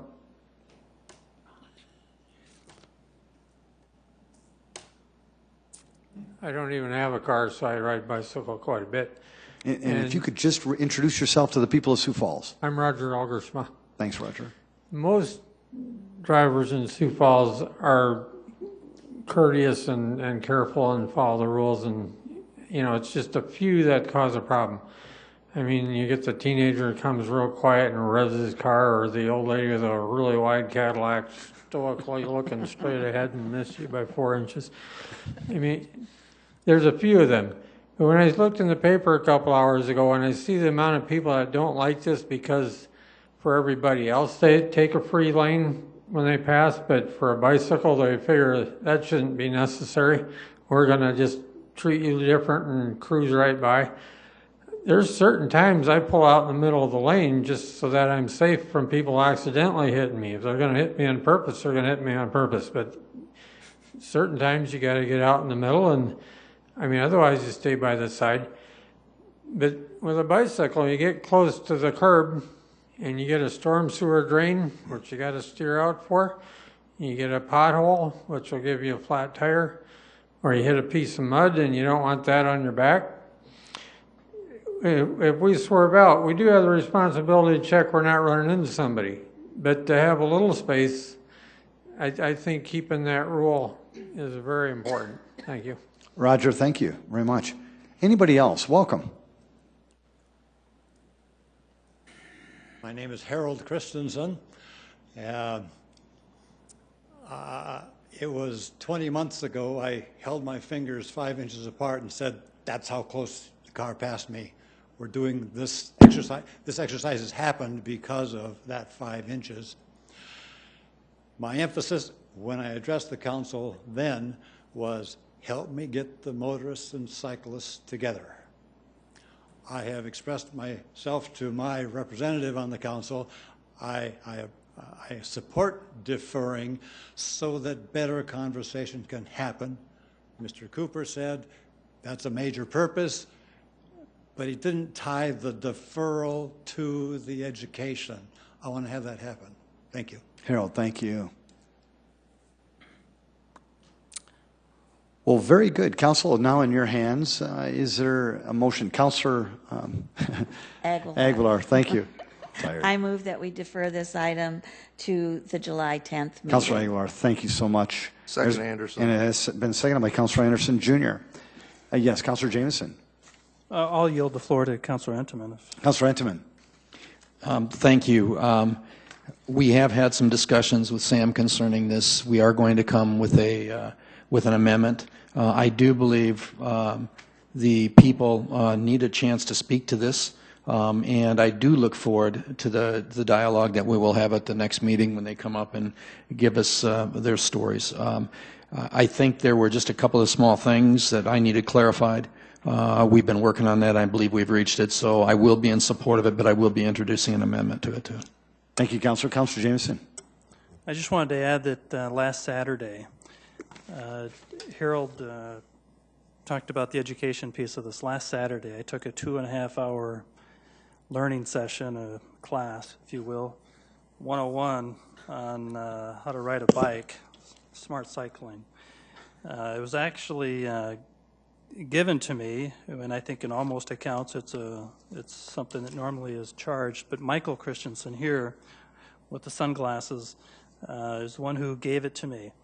And it was a huge educational process for me, understanding this taking the lane piece, understanding the signals, the 3 feet rule, understanding all the principles that they're covering in these revisions, as well as what Councilor Entenmann covered.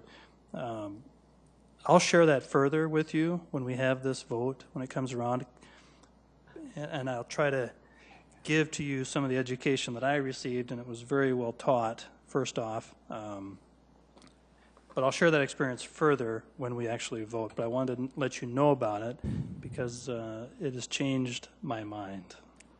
And I told him right away when I saw him, I said, "Don't you dare try to hypnotize me." But I think he might have, so be careful. Councilor Jameson, thank you. Well, very good. There has been a motion to defer this item to July 10th, and it has been seconded. There's been good discussion.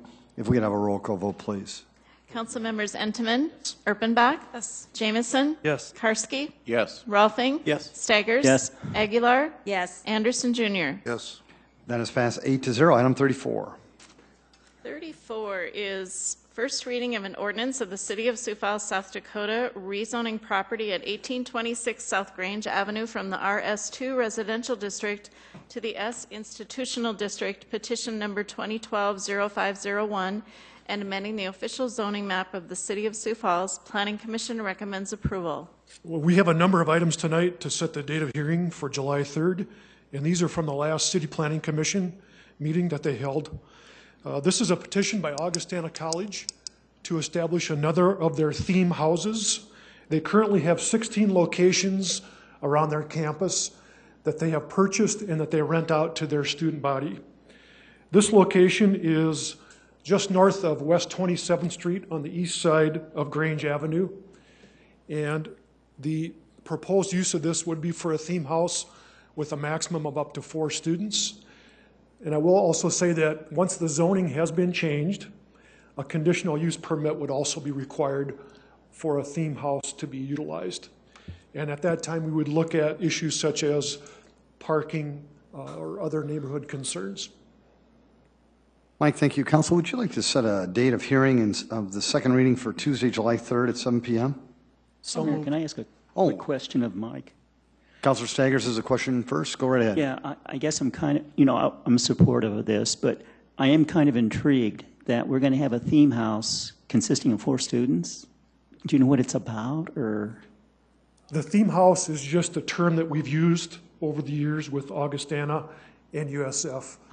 Is it international theme house? Or a lot of it has to do with students that are majoring in the same subjects or are interested in the same areas. And so that's how they came up with the theme house name. Okay. It's kind of a catchy phrase. The ones that they currently have range from 3 to 10 students per location. Councilor Anderson Jr.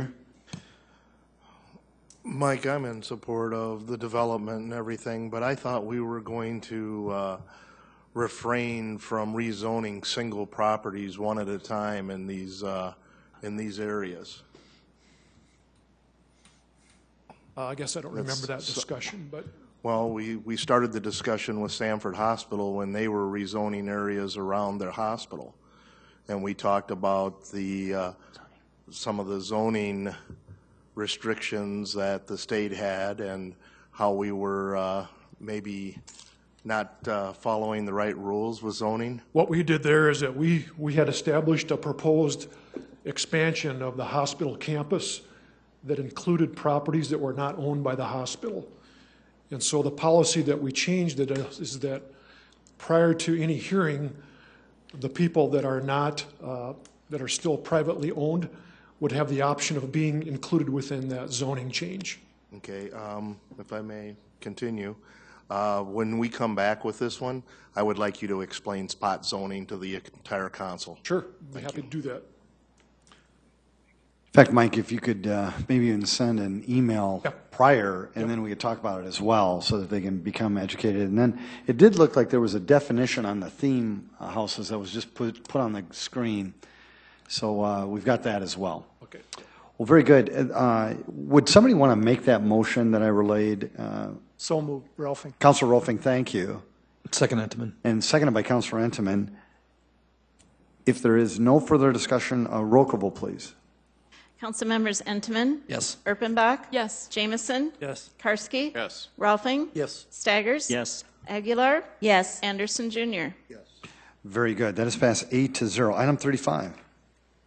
Item 35 is first reading an ordinance of the City of Sioux Falls, South Dakota, rezoning property at 1904 South Grange Avenue from the RS2 Residential District to the S Institutional District, petition number 2012-0502, and amending the official zoning map of the City of Sioux Falls. Planning Commission recommends approval. This is a similar request by Augustana College to establish this location as a theme house.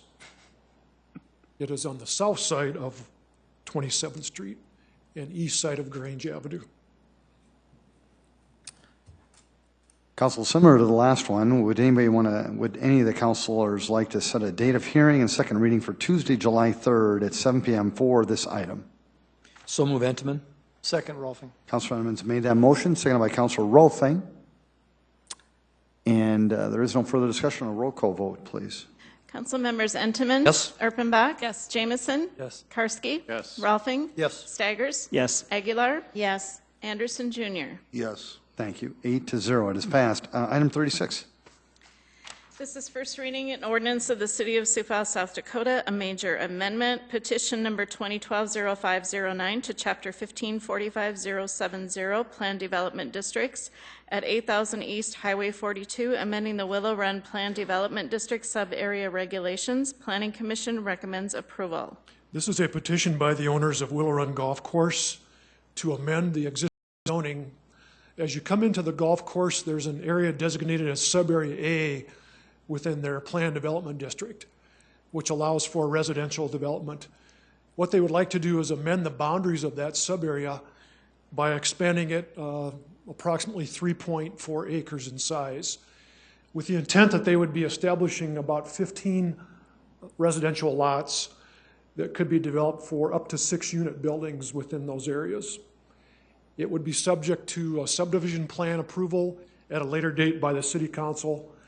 This is the first step in amending their sub-area zoning regulations. Thank you, Mike. Councilor Rolfing, did you have a question? Yeah, I'm not seeing where this is on the golf course. Can you give me a better view of where it is as you come in? The main drive? Yep, that's the aerial photo shows you, and this would also potentially involve relocation of the clubhouse. Oh. That large area is the parking lot for the clubhouse. Okay. Then they would. So that's the expansion that they're asking for. First hole goes down here. Okay.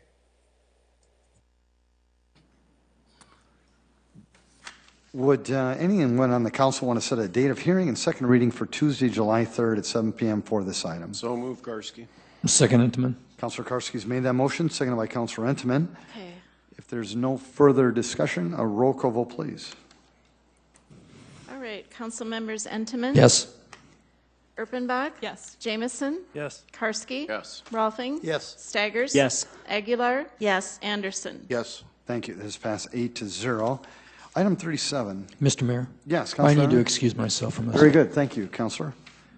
Item 37. All Lori? right, this is first reading an ordinance of the City of Sioux Falls, South Dakota, a major amendment, petition number 2012-0514 to Chapter 1545-070, Plan Development Districts at North Bob Holla Drive and West Benson Road, amending the Sanford Sports Complex Plan Development District sub-area regulations.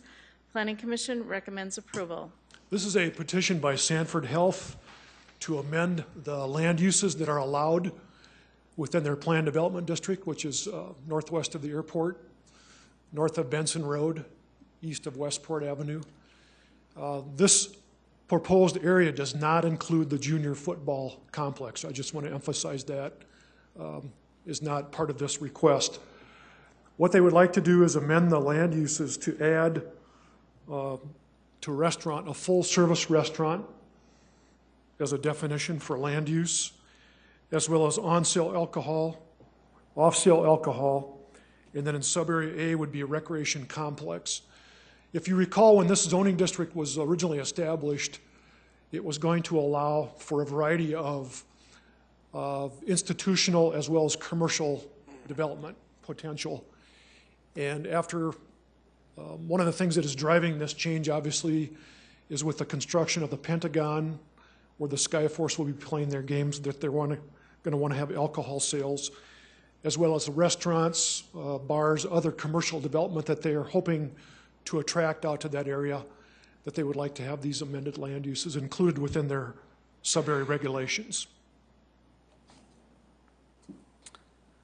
But again, these do not pertain to the junior football complex. Mike, thank you. With that in mind, would anybody want to set a date of hearing and second reading for Tuesday, July 3rd at 7 p.m. for this item? So move, Anderson. Second. Karski. Councilor Anderson Jr. has made that motion, seconded by Councilor Jamison. Is there any comments or? Very good. A roll call vote, please. All right, council members Erpenbach. Yes. Jamison. Yes. Karski. Yes. Rolfing. Yes. Staggers. Yes. Aguilar. Yes. Anderson Jr. Yes. Thank you. That is passed 7-0. Item 38. First reading, an ordinance of the City of Sioux Falls, South Dakota, rezoning property at 3400 South Grange Avenue from the RC Recreation Conservation, the RA2 Residential, and the I1 Light Industrial District to the C4 Planned Commercial, the RC Recreation Conservation, and the RA2 Residential District, petition number 2012-0506, and amending the official zoning map of the City of Sioux Falls. Planning Commission recommends approval. This is a request by Don Dunham with Dunham Companies to amend existing zoning of this property, which is about a 26-acre site. It is located on the east side of Grange Avenue and south of 41st Street. The City Council previously looked at this property and changed the zoning to allow for potential commercial, industrial, as well as multifamily development.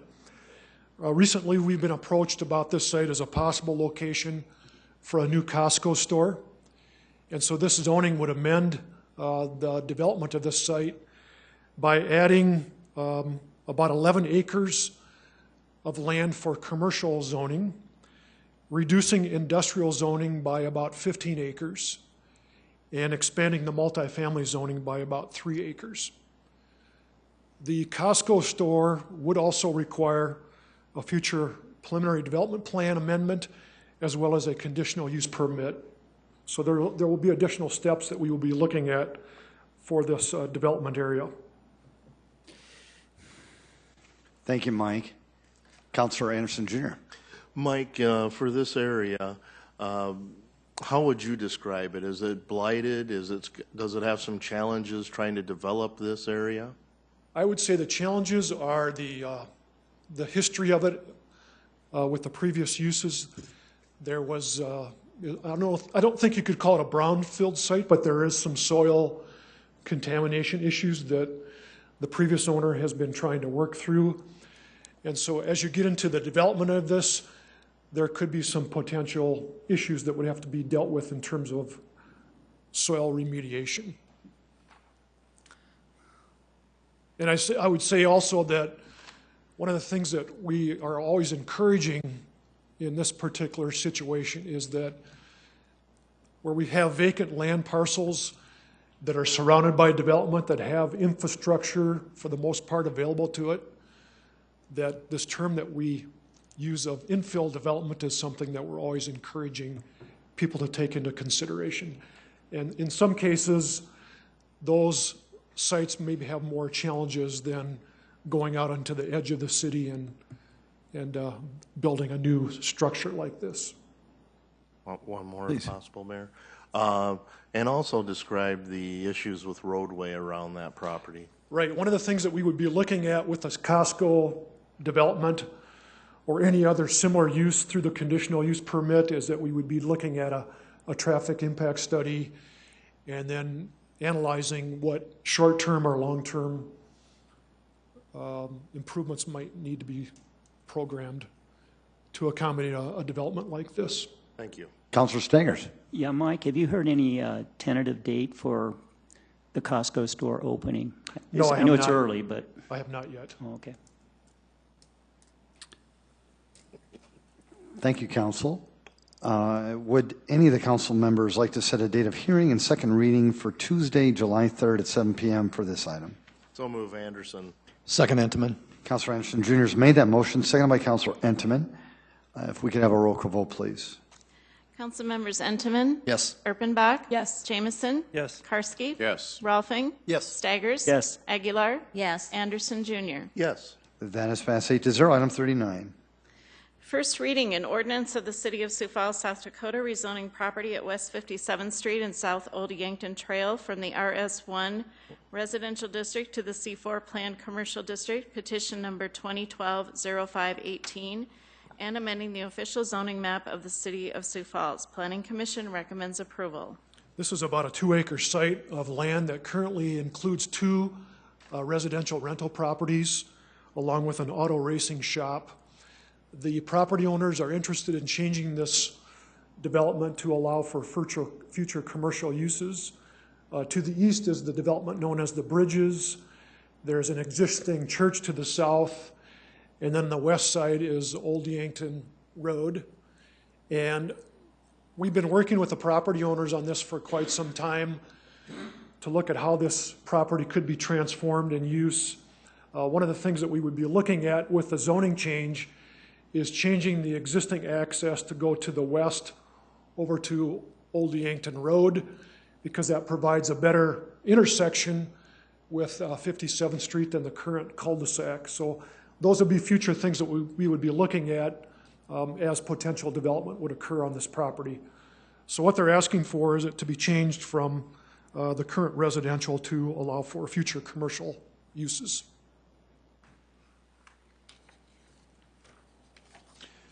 Mike, thank you. Council, would you like to set a date of hearing and second reading for Tuesday, July 3rd at 7 p.m. for this item? So move, Anderson. Second, Rolfing. Councilor Anderson Jr. has made a motion, seconded by Councilor Rolfing. Any questions? Thank you. A roll call vote, please. Council members Entenmann? Yes. Erpenbach? Yes. Jamison? Yes. Karski? Yes. Rolfing? Yes. Staggers? Yes. Aguilar? Yes. Anderson Jr. Yes. That is passed 8-0. Item 40. A resolution providing recommendations and support for pension plan changes for City of Sioux Falls employees, South Dakota Retirement System recommendation. Mr. Mayor? Councilor Erbenbach. We, in informational meeting today, were unable to hear the presentation based on, that was to help us walk through these next 2 items. And so we asked Human Resources Department if we might defer this. And so that being said, I would move to defer this item 40 to July 10th. Second, Aguilar. It's been a motion to defer this item till July 10th. And with that in mind, a roll call vote, please. Council members Entenmann? Yes. Erpenbach? Yes. Jamison? Yes. Karski? Yes. Rolfing? Yes. Staggers? Yes. Aguilar? Yes. Anderson Jr. Yes. That is passed 8-0. Item 41. Is a resolution providing recommendations and support for the pension plan changes for City of Sioux Falls employees, for the Employees Retirement System Board of Trustees and Firefighters Pension Fund Board of Trustees recommendation. Councilor Erbenbach. Yes, Mr. Mayor, we would ask that this be deferred as well. I would move this be deferred to the meeting of July 10th. Second, Aguilar. Thank you, councilors. I appreciate that. A roll call vote, please. All right. We have council members Entenmann? Yes. Erpenbach? Yes. Jamison? Yes. Karski? Yes. Rolfing? Yes. Staggers? Yes. Aguilar? Yes. Anderson Jr. Yes. That is passed 8-0. Item 42. 42 is a resolution declaring city support for the adoption of the Lincoln County and Minnehaha County Multi-Hazard Pre-Disaster Mitigation Plan 2011 update. Welcome, Regan. Council, Mr. Mayor, Regan Smith, the Emergency Manager, Sioux Falls Fire Rescue. I'm bringing forward a resolution supporting the Lincoln and Minnehaha County Multi-Hazard Pre-Disaster Mitigation Plan. This is an update to a plan that was originally constructed in 2004. The purpose of the plan is to guide jurisdictions within Lincoln and Minnehaha counties in the reduction of impacts or effects to significant hazards to life and property to its residents within those jurisdictions. The plan also meets requirements in order that makes us eligible to receive federal disaster recovery assistance. The main things that are contained in the plan are a hazard and vulnerability assessment, and then it identifies risk reduction strategies and potential mitigation projects here within the city of Sioux Falls. With that, I'd ask for the council's support of the plan through a resolution that is before you at this time. Councilor Sagers.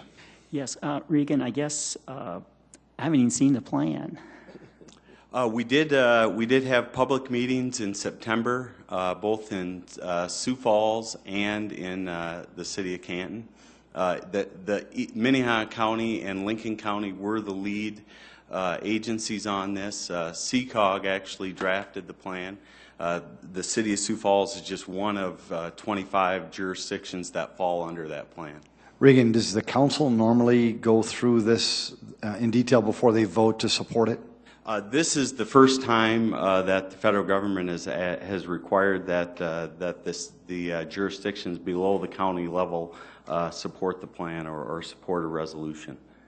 And again, in the spirit of Councilor Stager's question, how detailed is this document, and would it be something that the council would be intrigued by, or are you recommending that? They could. I've got a copy. I can send the council a link to the copy that CCOG has out on their site. If you want to go look at it, it's not very that exciting, but you're more than welcome to look at it. Councilor Sagers, was that okay? Yeah, I'd like to maybe then to give us the opportunity to look at it, because I don't think any of us in the council know anything about this. And so we can look at it as in-depth as we want, if you could give us the link, and then we could vote on this later. I can do that, and I will follow up. I believe CCOG did invite the council to those meetings. So, Councilor Sagers, are you going to make a motion, or what are you recommending, well, sir? Yeah, I would like to make a motion to defer this, but it looks like we're getting a lot of items on July 10th, and I don't know, July 3rd? Mr. Mayor? Yeah. Yes, Councilor Aguilar. Is there a timeline that you need to have this approved by? No, there's no deadline. Okay. Councilor Urbanbach? I wonder if, since we don't really have the agendas in front of us, could we make it like best available and let the clerks choose a date? Is that okay, though? Do we have to name a date if we're deferring something? I think we have to name a date? I'll get a date here. Go the week after the 10th. But yeah, I guess. Gail's recommending that we do. I move that we defer it to July 17th. There's been a motion to defer this item to July 17th. Second, Urbanbach. There's been a second. Is there any discussion? Councilor Anderson, Jr.? I guess just continue the discussion. Is there any way, Regan, that we could get and maybe this will be to leadership also, a short presentation of what we're going to be voting on so that the public can see that also? Maybe during an informational? If I might, Mr. Mayor, I would just ask that Regan work with clerks. There's a system for doing that on the inside. Well, very good, Council. There's been a motion to defer this item. A roll call vote, please. All right. Council members Entenmann? Yes. Urbanbach? Yes. Jamison? Yes. Karski? Yes. Rolfing? Yes. Staggers? Yes. Aguilar? Yes. Anderson? Yes. Thank you. That is passed 8-0. Item 43. All right. This is a resolution designating the official newspaper for the city of Sioux Falls. Council, will anybody like to explain this to the people of Sioux Falls? Be nice. I can explain if you yes, like. Councilor, or I'm sorry, Lori, would you please explain this to the people? Yes, Thank this you. is our yearly resolution that we need to adopt to declare the official newspaper for the city of Sioux Falls, and we have one option, and we need to declare that. Just to give you a little bit of information about our legal publications, we publish on Fridays and Saturdays now. The meeting items are published on Saturdays to give us that extra day. Notice to bidders, et cetera, are still published on Fridays. Our cost each year is approximately $61,000. If it's an election year, that adds, let's see, what did Dave Bixler tell me? $3,000 to $5,000 onto that amount, and we pay per column inch or per line. So every word costs us money. And would you let the people of Sioux Falls know what is the name of that paper? It is the Sioux Falls Argus Leader. Very good. Councilor Anderson Jr. I may not make a lot of friends with the Argus Leader here right now, but I do have a few questions. Now that the Argus Leader has gone pay-for-view online, how is this affecting the readership and the access for citizens to be able to see our publications? Lori, do you have any idea what the answer to that question may be? I don't know. You know, we still, by law, are required to publish in the legal newspaper of the city, and of course, we just have the one newspaper. I know that in the past, there has been proposed legislation to try to allow internet, you know, like our city's website, to have the publications published, and many of them are, but right now, we're not allowed to use that as our legal publication. And hopefully that will change. Councilor Karski? Does it have to be a daily paper? Can it be a weekly paper? You're asking about the shopping news? I believe it has to be a daily paper. And I could be wrong on that, but I believe it has to have a paid circulation. I know there's a reason why we cannot use a weekly newspaper, the particular one. Curious. And I'm sorry, I didn't research why that was, but... Yes, Councilor Anderson Jr. I guess I'd like to give our legislative person another little thing to do, and maybe we can have a discussion with the Argus Leader about the inner workings of this resolution. For the people of Sioux Falls, Councilor Anderson Jr. is looking back to Jim David. And Jim David, I guess, will be tasked with that. So thank you, Councilor Anderson Jr. Councilor Staggers. Yeah, Mr. Mayor, is it possible we could also have Mr. David see if we can negotiate something better than $61,000? That would be... Mm-hmm. Right. Well, right now I have the amount, we pay $5.39 per column inch or 49 cents per line. And that would probably be what potentially could be negotiated rather than the bottom dollar. Of course, it would affect the bottom dollar then. Sure. Mr. Mayor? Yes, Councilor Rolfing. Did I hear you say that we're going to be moving some of that to Saturdays? Well, we are moving the items, for instance, the minutes from tonight and the ordinance that we need to publish will be published now on Saturdays because we need that extra day due to the Tuesday night meetings, but we still on Fridays publish notice to bidders and notice of hearings and those what we call our weekly items that come from other departments. Our bills and payrolls publication will still be on Fridays. So we do have two separate days right now. I think some of that is maybe a little less expensive on Saturday than on Fridays, so we may be able to save a little bit of money. Maybe we could talk to them about that, certainly. Mm-hmm. Yeah. Councilor Aguilar, did you have a comment? No. Very good. Would anybody like to make a motion? I wait. have one more question. Councilor Anderson also. Jr. I guess another question onto that is since we are a subscriber, I'd like to know what type of access our libraries have. Because what I see now is they allow X amount of access to different articles, and then they lock you out. So is our library the same way, or because we are subscribers, is that, do we get full access there for our citizens? And Jim, I think this is another good conversation or question for you, sir, to follow up on. And thank you, Councilor Anderson Jr.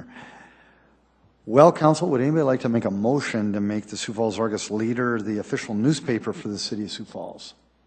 So move, Anderson. Thank you, Councilor Anderson Jr. Second, Aguilar. Thank you, Councilor Aguilar. That was very good. With that in mind, a roll call vote, please. Councilmembers Entenmann. Yes. Erpenbach. Yes. Jamison. Yes. Karski. Yes. Rolfing. Yes. Staggers. Yes. Aguilar. Yes. Anderson Jr. Yes. Thank you. That is passed 8-0. Item 44. This is a resolution advising and giving consent to the appointment of members to certain citizen boards. Lori, would you please relay the names of these stewards, please? Certainly. To the Library Board of Trustees, we have Joel Rosenthal. This is a reappointment. And Quinn Stein, which is also a reappointment. And to the Parks and Recreation Board, Patricia Lloyd is also a reappointment. Council, any comments or motions? Move approval, Aguilar. Second, Rolfing. Councilor Aguilar has made a motion to approve, seconded by Councilor Rolfing. Councilor Anderson Jr., question. I guess since these are all reappointments, did we have a group of people that we were looking at also? Councilor Anderson Jr., thank you. I can answer that question.